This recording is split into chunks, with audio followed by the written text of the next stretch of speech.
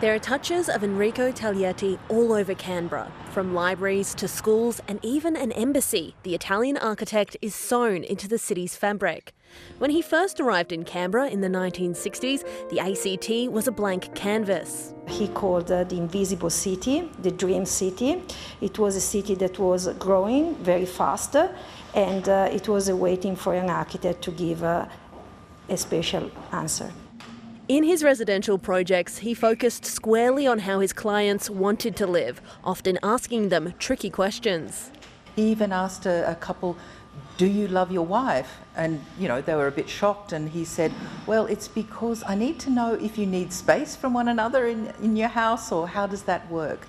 So he wasn't, assuming people needed a living room and a kitchen, but actually how they wanted to live. Family was central to Taglietti's approach. At home, design was a common topic of discussion with his wife Franca and his daughters Tanya and Tabitha.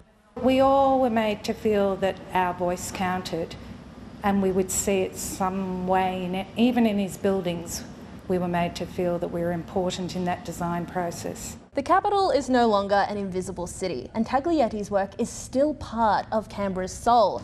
The gallery hopes that by showing his work to the public, they'll be able to see their city through his lens, a city on the cutting edge of architecture. Canberra is often diminished within the national conversation as a place just where politics happens, but actually it's a living community, and Enrico and Franca came here in 1955. They could have chosen anywhere in the world to be, and they chose here. They chose, we're going to make our contribution to this city. The dream city come to life. Kokahala Connor, ABC News, Canberra.